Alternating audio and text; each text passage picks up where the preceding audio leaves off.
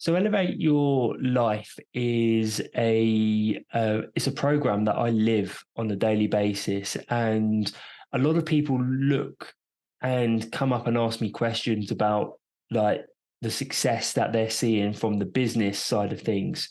So my children's education group, for example, that has grown into a multi-million group within like well under 3 years. It's gone incredibly fast, and I mean we're currently educating 10,000 under 5 year olds every academic term, and so I have a lot of people come up to me saying, how are you doing this? And they want to talk about how to buy and sell businesses.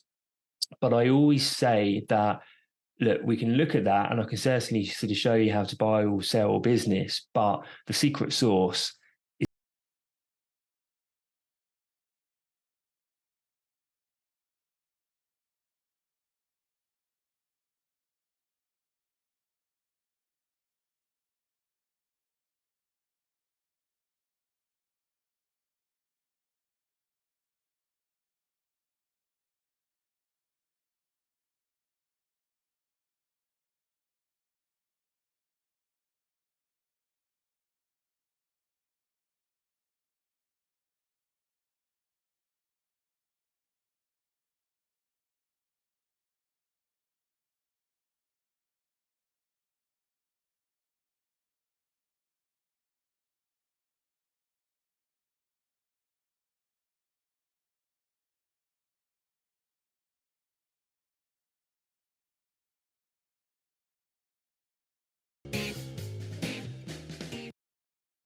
Today, we're speaking with Adrian Knight.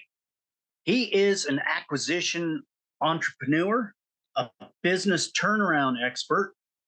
He has the Elevate Your Life coaching program. Also, he's an endurance athlete. Adrian, could you please introduce yourself? Let people know just a little more about you, please. Yes, absolutely. Hello, Ed. It's lovely to lovely to be on here. Thank you so much. As I'm sure you can tell, my accent is a little funny. That's because I'm based over in the not so sunny UK. I live just outside of London with my wife and 4 year old daughter. I come from a background in buying and selling businesses, so I typically look for businesses that I can add some value to. So buy, add some value, and then either sell those businesses to a management team who will sort of be with them for the long term, or keep them. And in that, well, over the last few years, I've sort of used my skill set to build up a small group of companies in the children's education space, which has been more of a passion project than anything else. Alongside my professional activities, I'm very much into my endurance events.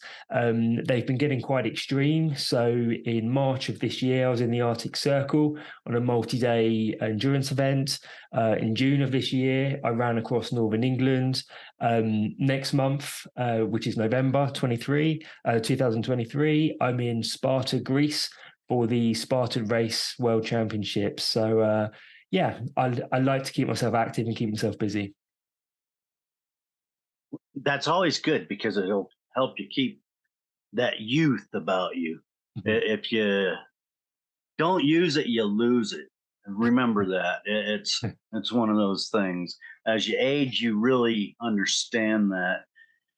So passion, education, I love it because Mm. really that's what life is about, educating ourselves. Because if we're just stumbling along and we're not aware of what's going on, we're not living life to its fullest.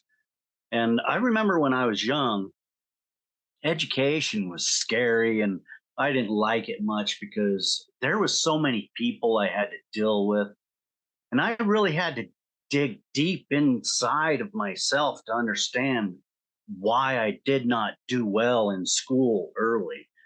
And I had to challenge myself to read and write and understand this part of life.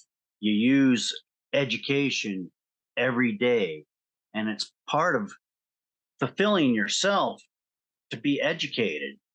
So everybody's at different levels, but it's part of that self-help, self-preservation period of life when we start digging in.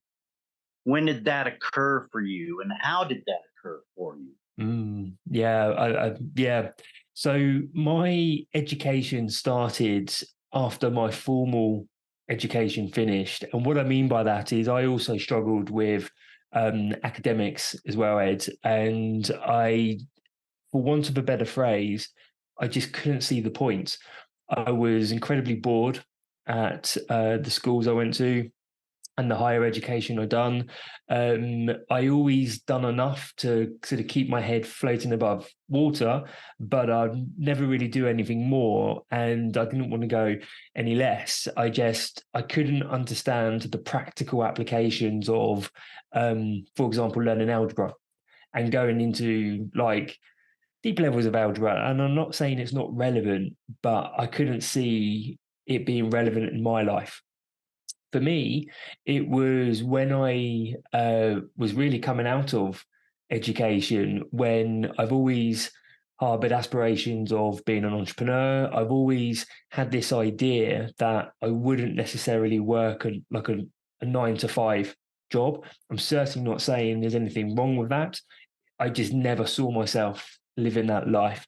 For me, I always wanted to live life to its fullest and really live it to its fullest. And those two didn't quite, again, in my mind, again, I'm not saying I'm right or wrong, but they didn't quite go together.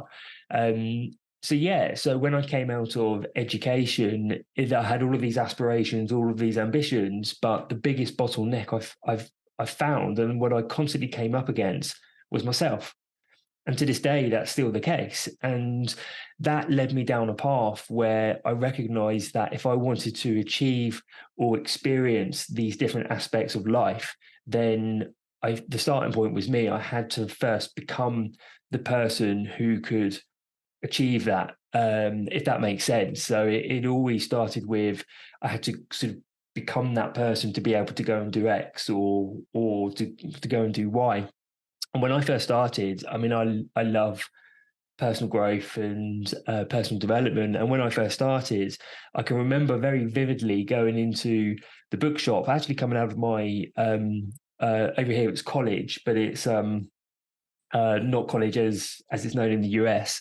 And I remember walking out and walking to the bookshop because I'd won a £10 voucher, and I was looking at the personal development section, and it was literally one shelf in the entire bookshop. And now when you go into the bookshops these days, they've got sections and sections dedicated to particular aspects of personal development. So it's been wonderful to see it evolve so much.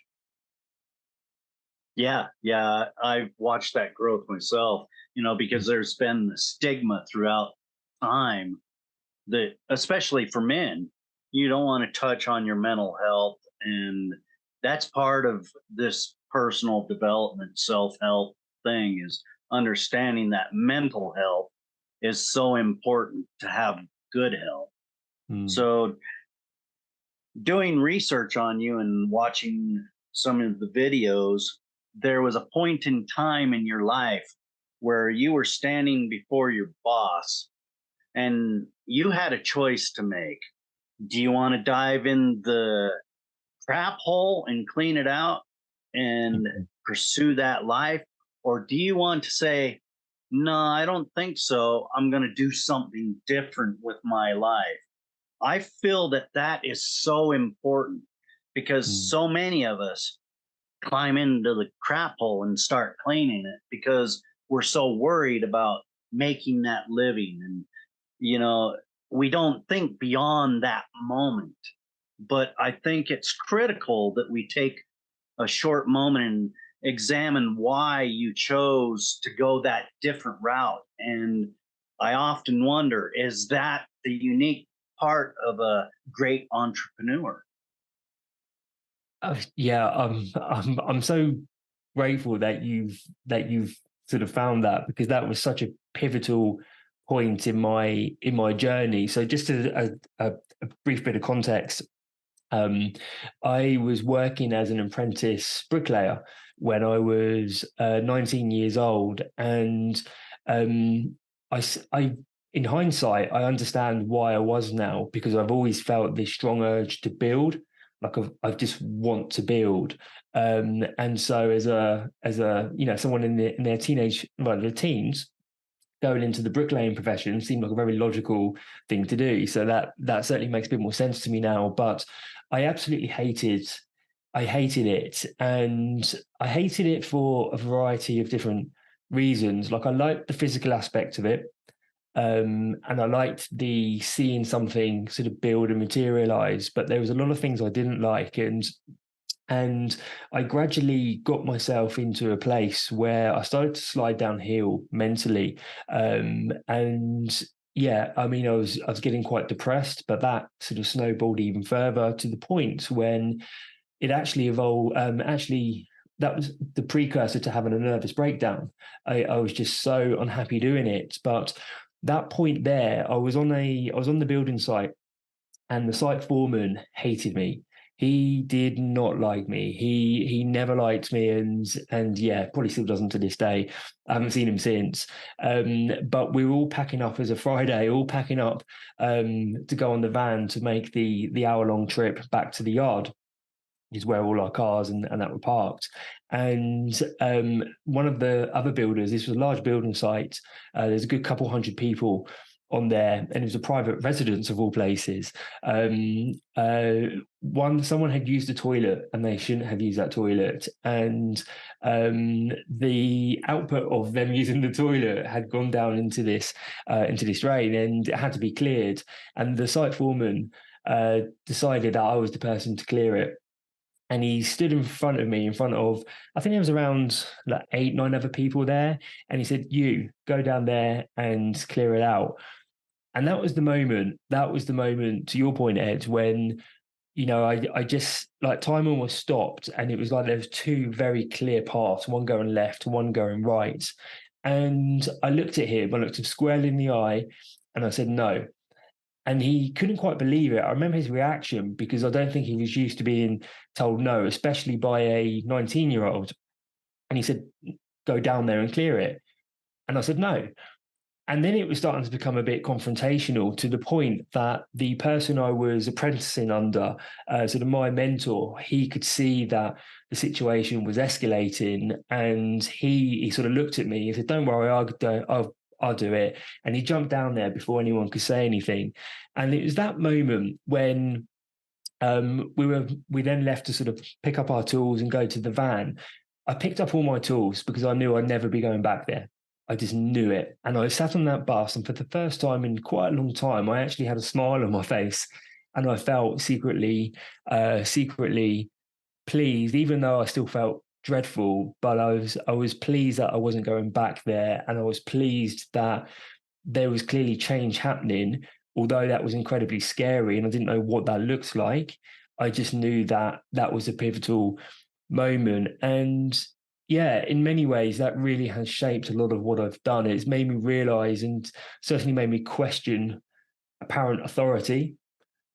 The fact that someone's telling you to do something when you have to do something, in like inverted commas, I always just think, well, do you? And why? And I suppose that's where some of the entrepreneurial spirit starts to come in, because you question what may be the norm. Yeah, I really think that that's so important for especially young people to Mm. figure out early. If you choose a life of the brawn and using your muscle instead of your brain, it's a tough life, and you're going to do some tough things. And, you know, eh, like you stated in that interview, it's not that it was beyond you, it's Yeah. just you felt, I didn't want to pursue this in my life. And if more of us can get that early and start educating ourselves towards something greater than, and it, I don't want to belittle anybody because it's a needed job when something like that happens, but not everybody is suited for that. And I think everybody should take that in context and say, am I suited for a life like that? If not, take that meaningful step and do something about it. It's so important. So part of that is a negative lifestyle. A lot of people get put in there because they experience negativity in their life. They're just bombarded with people around them might be negative, or they're in a negative situation. How do we escape negativity in our life and propel ourselves to a greater life by escaping the negativity? Yeah, and I fully appreciate and recognize that it can be very hard to do that when or you could be in a situation where you're surrounded by, yeah, sort of people and an environment. The trick to it, I think, is, and always the starting point is, you have to create some space in your life. You have to create some bandwidth, which just starts to make a little gap between that negativity and yourself. You see, you can't start to escape that if you're constantly immersed in it. You quite simply have to create a bit of space and a bit of time for you that you can use how you choose without the influence of anyone else. And by far the best way of creating this space is by getting up slightly earlier. And some people wince when they hear that, and they don't like the idea of early mornings. But it's a gift. It's a gift that you give yourself, and even if it's 15 minutes earlier than you normally wake up, to sit down, and if you're able to create even more space in your day and do it on a daily basis, so if you got up an hour earlier, for example, then you can use that time to invest in yourself. So whether that's reading, whether that's going out for a walk, or home-based exercise, meditation, visualization, that time that you have becomes extremely powerful. And when you do it day by day, like it really does change things. Like really does change things, and it compounds. So I always suggest that people start there.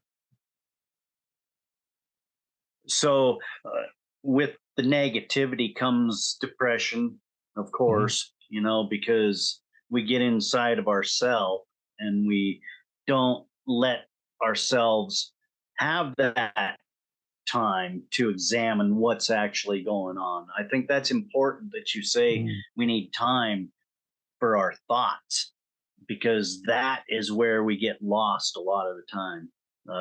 When we're thinking, we have to change our thoughts, and we have to realize what's causing those thoughts, identifying those trigger points, those people, those things, and then addressing those and setting boundaries for whatever's triggering us. How do we approach setting those boundaries so we can oftentimes help ourselves by understanding, hey, what this person is doing to us or what this place is doing to us is not good for me, and I don't want to offend this individual or whatever organization. How can I put myself in front of that and let the individual or people understand, hey, I need some quality about myself, and Mm. you're not bringing that quality to me. And that's not because I'm better than you. It's just I feel that I want to be better than who I am. How Mm. important is that? Oh, it's so important. And people can really struggle with putting up boundaries. And I know, because I did for years with this, and you think that by putting up boundaries that people are going to start hating you, they're going to start attacking Yep. you, even whether that's mentally or physically, verbally. It can be a very scary concept of quite simply standing up for yourself, because that's essentially what you're doing when you put boundaries in Yep. place. But the remarkable thing about putting boundaries in place is that when you do, you realize that it's not as big as you may have thought initially. Sometimes if you've got a certain character you're dealing with, then yeah, I'll come on to that in just a moment. But the large majority of times, it's not as big a deal as you may think it is prior to putting up those boundaries. And what you quickly realize is that the people worth keeping in your life, because it is your choice, how much you see of someone and associate with someone, those people will respect the fact that you've put up boundaries. And if anything, they will respect you more for it. The people who don't respect that, they are the relationships you really have to question. And by putting up boundaries, you can start to identify those relationships quite quickly, and where the motives of that person or people even may be. And if they are putting up a lot of resistance because for the very fact that you're putting up some boundaries yourself, then you really have to start to think about, is this the environment I want to be in? And getting yourself out of that environment could be probably one of the best things you could do for yourself. But I also want to say here that putting up boundaries, it does require you to have confidence in putting those boundaries up. And this is where I've seen some people fall short, is that they know they want to put boundaries up. They understand intellectually, but they just can't seem to muster the inner strength and the confidence to be able to do that. And this ties back to creating space in your life. And particularly if you're able to, carve out half an hour or an hour each day, which is for you, because that's where you start to build this confidence. That's when you start to give yourself like the clarity and the confidence to follow through, that yes, putting up boundaries in this particular scenario is absolutely the right thing to do. There's not a doubt in my mind, and I'm going to do it. But yeah, I think with a lot of people, when they've done it a couple of times, all of a sudden the next time just that bit easier and bit easier, until before you know it, you're starting to see yourself transform before your very own eyes. Yeah, it's that first step. And Yeah, and the power that you receive, like you stated, is just immense. yeah, And once you do it the first time, it's kind of like a game to you in your own mind. Like, I'm going to do it here next time, and I'm going to set these boundaries. And you start identifying, because once you do it the first time, that feeling, it is like a drug. And people have to realize that. So instead of spending your time avoiding, because avoidance is one of the heavy things that holds us back, we mm, avoid things. It changes your whole life. You change, your personality changes, you get happier, and you don't see as much negativity in your life. Always look for the positive first in any situation, and your life will get better. So let's talk about the Elevate Your Life program and what you have in store for people with that. What is your plan, and how do people get in touch with you about that? mm. So Elevate Your Life is it's a program that I live on a daily basis, and a lot of people look and come up and ask me questions about like the success that they're seeing from the business side of things. So my children's education group, for example, that has grown into a multi-million group within like well under 3 years. It's gone incredibly fast, and I mean, we're currently educating 10,000 under 5-year-olds every academic term. And so I have a lot of people come up to me saying, how are you doing this? And they want to talk about how to buy and sell businesses. But I always say that, look, we can look at that, and I can certainly sort of show you how to buy or sell a business, but the secret sauce is this stuff. It's the elevate your life stuff. And this is how I manage myself on a daily basis. And this goes back to the like those whole like sort of the morning routine, but everything that sort of comes with that. So it's the creating space in your life to be able to start focusing and working on you through a combination of looking at your habits, taking out negative habits, bringing in more positive, like high leverage habits, focusing on getting exercise in, because one of the quickest ways to change your mindset, and certainly to sort of move through negativity, is through how you move your body.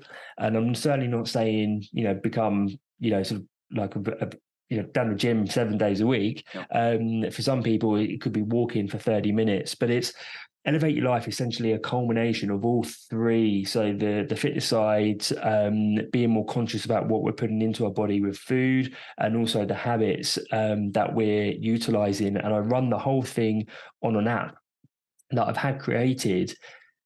Originally, I had this app created purely for me because this had been so transformational, like this sort of morning program that I was running through every single day. And I'll explain what that is in just a moment. Like, I'll tell people what my program is so they can get a better sense for this.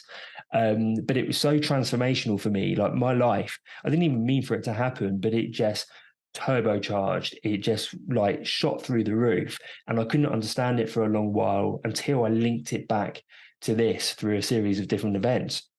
And so I had this app created, and I've had some people join up to that, and I've seen their lives start to transform in fairly significant ways. I had one lady, really lovely lady. She was in dire straits with her business. She had heavy loans. She had just broken up from of her partnership, like a personal relationship of 10 years, and was living back in a shepherd's hut in her mum's garden. She had no money. She couldn't afford to pay herself, and she got onto the program, and she has just gone great guns from this. She's managed to get out of her business. She's making money. Like, she is a completely different person now, and it's been less than 6 months. Like, it's just been amazing, really. So the program that I follow, and people can, if people are on Instagram, then this is the best place to certainly to contact me about this, but also to physically see this, because I post through like my morning routine every single day. So personally, and I'm not suggesting this is for everyone, but I get up at 4 a.m. every single day, 7 days a week. And I go straight into a routine of reading, meditating, visualizing. I do a number of things with gratitude and affirmations, and then I go straight into a workout. And what it's done, Ed, is that previously I was waking up like everyone else, and I was tired, and I was a bit grouchy, and I was probably like a level 2, level 3 version of myself. But by spending a bit of time focusing on me and investing like in myself, in terms of like just simply like giving myself some time to focus on my own growth and development, what tends to happen is that when I come back from the gym, because I like to go to the gym early in the morning, I walk through the door, my wife's up, my daughter's up, and I'm stepping in straight into dad mode, into family mode. But I'm like a level 7, level 8 version of myself, because I've spent that time working on myself. And so I'm going into the day with a much higher degree of clarity, a much higher degree of confidence, and it has just changed everything. And so Elevate Your Life is about the same program, but it's customized to everyone, because not everyone will want to get up at 4 a.m. Not everyone will want to or can go to a gym at, sort of like before, like early. And so, it's been, it wasn't something I was intending to offer, but it's been so transformational for me. I just felt like, I just had to, make it accessible to other people. Yeah, a lot of that is habits. You bring up the habit, changing these habits. That is personal development. And, Mm. some of the habits that we actually acquire in our younger days, it's not that we even realize what we're doing. It's just we're mimicking what we've been taught throughout our childhood. And, those formidable years are so important. So, working with children now, you're going for the adult education, because that's what truly this is educating yourself about all of this crap. It's very important what you're doing. You've got a podcast coming out. Mm. What is the plan for that podcast? Is it going to be an interview style podcast, or is it going to be inspirational elevation? Tell us about this, and what is it about? Yeah, absolutely. So it's a combination of both, really. Like from a personal level, I've been very sort of fortunate and blessed to have lived quite a full life so far, but that has come from overcoming a lot of inner demons, alcohol, drugs, addictions. Like they have, certainly in my earlier years, really held me back, and it was by overcoming those that things started to move forward. So I certainly want to share more about those experiences and the insights gained from that, but I'm also very much looking forward to interviewing people who are, on the surface at least, like living like ordinary people living extraordinary lives. Like, what are they doing? And I'm so keen to dig into that and to make people realize that they're no different. They're no different from someone living an Right. extraordinary life is no different from you or I or anyone listening to this. We're all the same, but understanding what's allowing them and facilitating them and supporting them and being able to, live the lives that they're living, whether they be, in the business context or, health or relationships, spiritual. I'm really keen to get a nice, rounded view and speak to a lot of different characters from around the world. So I'm especially excited by that, by sort of introducing new people to be to the audience. It's an adventure in itself. Mm, It's fascinating, and diving into others helps so much identifying yourself. And then just listening to people, you can sit there and say, oh, that's why.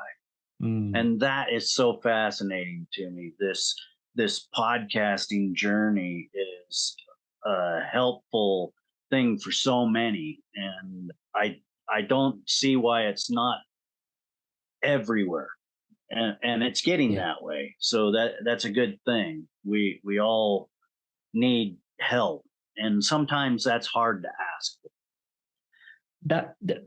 That's just it. That's such a key point there, because what drives me mad is um when people come up and they see the nice car, or when they or when you see all of these surface Yep. tokens of whether it's success or whatever. Amenities. But exactly that. But when you start to dig underneath the surface of it, and you didn't even have to dig that deep, and you realize, like, wow, like these people are really struggling. Like they have all of the stuff that so many people aspire to, but they are struggling just as much, if not more, because they have the heavy burdens of these responsibilities or material items or whatever that may be. And that's the bit, like under the surface, that's the bit I'm most interested in, because I'm the same as everyone else. Like I still, have my demons and struggle with them and work through them every single day. So Yeah, yeah, that's fascinating. And progression is life changing, but it's also for life. mm, You'll always be doing it. These peaks and valleys, it's an ebb and flow. It just keeps going like that. So enjoy the highs mm, and really examine the lows, because that'll get you back to those highs. yeah. And once we get that cycle It's really cool. Hmm. I enjoy life so much more now than before I got that. I was just a different individual. You do a lot of events for your endurance and all of that. Mm. You've got 14 days coming up in Panama. Yeah, yeah. What is this like? Just going to Panama and are you hiking the Panama? Is that what your event is? Yeah, so the Panama event is next March, and that is it's a 2 week event where we are going from the west coast of Panama, trekking through the jungle, going all the way through to the east coast. So it's like a coast to coast Wow. trip. I am under no illusions that's going to be the toughest um, trip, like physically, mentally, emotionally, that I've ever been on, and that's exactly why I like to do stuff like this, because it's about pushing your it's about pushing past those perceived boundaries that we put up. And funny actually, like when I was running across northern England back in June of this year, I sort of captured the whole thing on Instagram again, like in stories, and I can remember, you can still see the story on my profile. I can remember one clip where I'm talking, saying, right, we're 55 miles into the trip. Like physically, my legs went at around 18, 19 miles, which a lot of people do if they're running a marathon. Like that's when your legs tend to physically go, like the muscle stores. So technically, from that point forward, it becomes a mental game. The physical side of things, like your legs have gone, like they're concrete, they hurt, they're painful, but it becomes a mental game. And it was just amazing documenting and then re-watching that journey as like 25 miles. I really struggled around there, and then all of a sudden you're breaking through and it was a little bit easier, and then it was another barrier came around 42 miles I believe, and then it was 50, and you just see yourself sort of cycling through these mental barriers, and that's why I love to do them. And yeah, Panama, I'm just under no illusions that is going to be a tough, tough, tough trip, and there's like no middle ground. There's no escape. Like if something happens halfway through, the only way out is helicopter evacuation. Like it's that, like there is no way back type thing. And yeah, I can't wait. I'm equally scared and excited. So, and I suppose after that, the question then becomes sort of like, what next? Um, I've just turned 38 years old. I've always had it in my mind that I'd go to the South Pole for my 40th. So I'm just seeing, or starting to think more about how can I make that happen, because yeah, it's just trying to push through to the next level. So Yeah, that's so awesome that you can do that. And endurance, it's a mind game, like you said. I really enjoy that. And once we figure out that our mind is stronger than we think it is, it pushes our body to its peak performance. So I I loved it when I was younger. I would be out doing things like that all the time. mm, That's part of the reason I'm broken now, because I loved it too much and I really went too far. So how important is that to understand not to push it too far and know your limits and boundaries? it's a really interesting question, because I've always enjoyed my endurance races. I sort of stumbled into it, and I've never competed for times. That's not why I do any of this. It's always me versus me every single race, and always has been, and I really believe it always will be.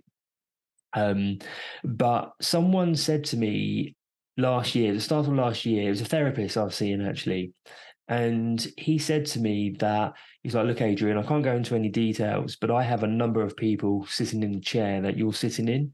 And one of those people was someone, I believe they were in their 60s, 70s. Um, and they had like physical health problems, like they couldn't move, they were immobile. And the therapist said to me, like, Adrian, that person said to me that their biggest regret in life was that they didn't use their body in every way they can before they couldn't do it anymore.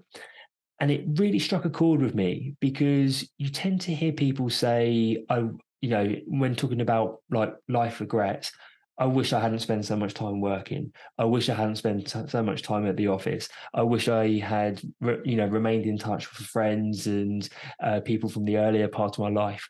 But I'd never heard anyone say that they wish they had used their body while they could.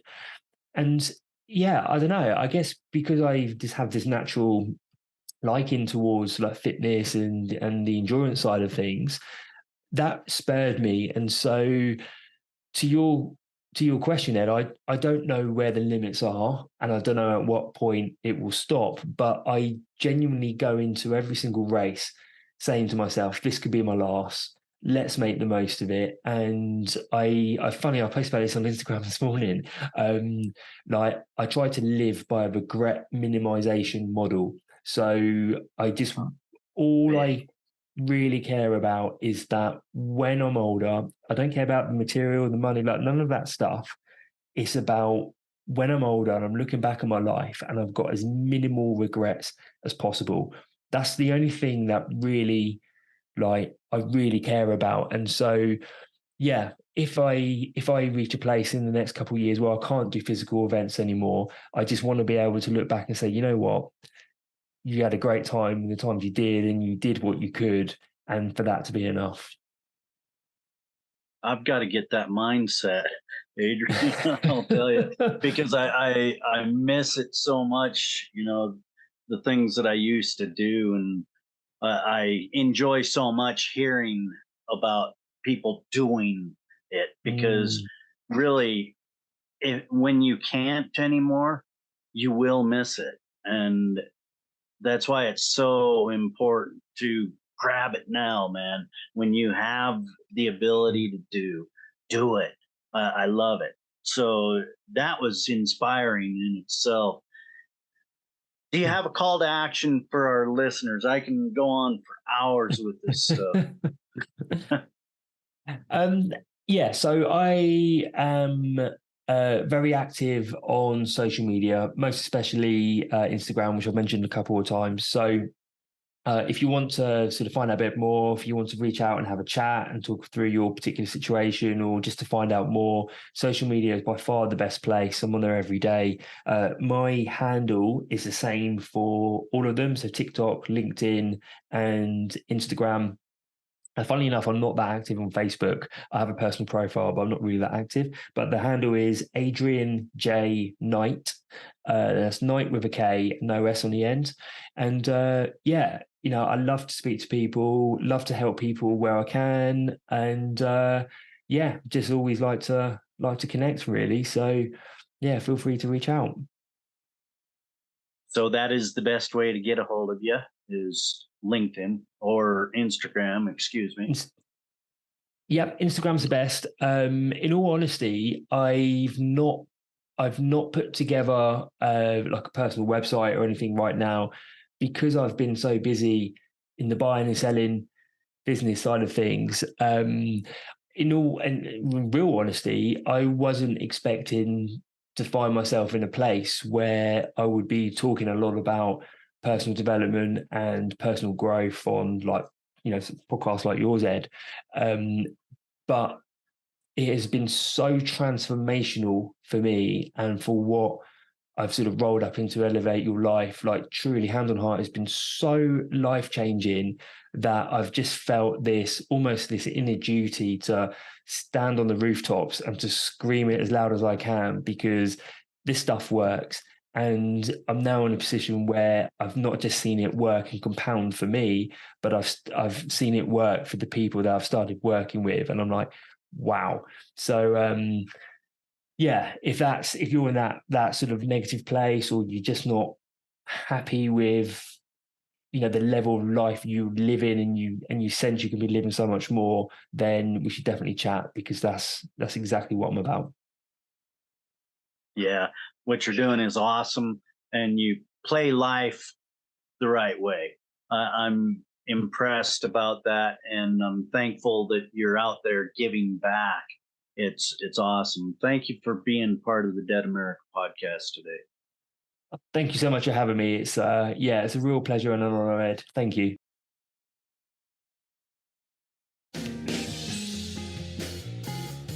Thank you for joining us today. If you found this podcast enlightening, entertaining, educational in any way, please share, like, subscribe, and join us right back here next week for another great episode of Dead America Podcast. I'm Ed Waters.